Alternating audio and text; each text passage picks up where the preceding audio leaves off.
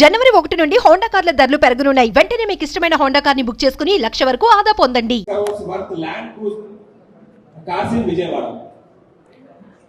ఒక విషయం దయచేసి అందరు గమనించాలి. గౌరవ ముఖ్యమంత్రి గారైనా గౌరవ మంత్రివర్యులైనా యావత్ ప్రభుత్వం ఎప్పుడైనా సరే వాళ్ళ సెక్యూరిటీ అనేటటువంటిది పోలీస్ వాళ్ళు ఇంటెలిజెన్స్ వాళ్ళు చూసుకుంటారు. ఎవరు కూడా మాకు ఇన్ని కార్లు కావాలి ఇంత సెక్యూరిటీ ఉండాలని ప్రజాప్రతినిధులు కోరరు.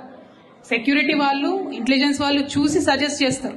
అదే విధంగా సజెస్ట్ చేసినటువంటి వాళ్ళు కాన్వాయ్ని ఎట్లా బిల్డ్ చేయాలి ఎక్కడ బిల్డ్ చేయాలి అనేటటువంటి అంశాన్ని సీక్రెట్ గానే ఉంచుతారు ఎప్పుడైనా కూడా.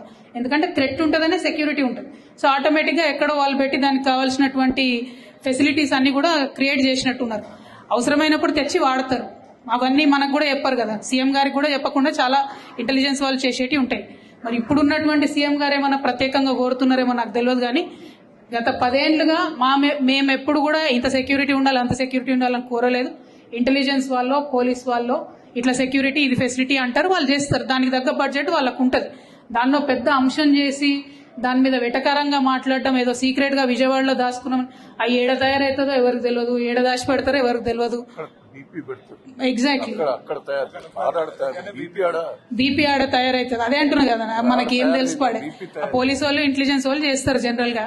దాన్ని పెద్ద ఇష్యూ చేసి అదేదో దాచుకున్నాం అన్నట్టుగా గౌరవ ముఖ్యమంత్రి గారు మాట్లాడడం నిజంగా వారి గౌరవాన్ని తగ్గిస్తుంది తప్పితే ఇంకొక అంశం కాదు. Ultimately protocol of any CM is decided by the security wing and intelligence and the police. There is no role of politicians in that. It was decided like that. It is unfortunate that the current CM thinks so, but it is not the case. But since you have asked me in English, I want to make one thing very clear.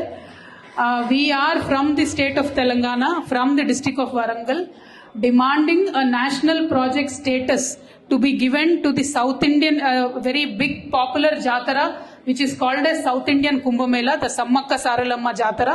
This is the highest conglomerate of tribal population of this country. This has to be respected. We earnestly request Honorable Prime Minister Garu to give the status of national festival to this Jatara, this tribal Jatara from Telangana. We have given number of representations to Honorable Prime Minister Garu earlier. So we really wish and pray that he will take it up immediately. Thank you. Jai Telangana.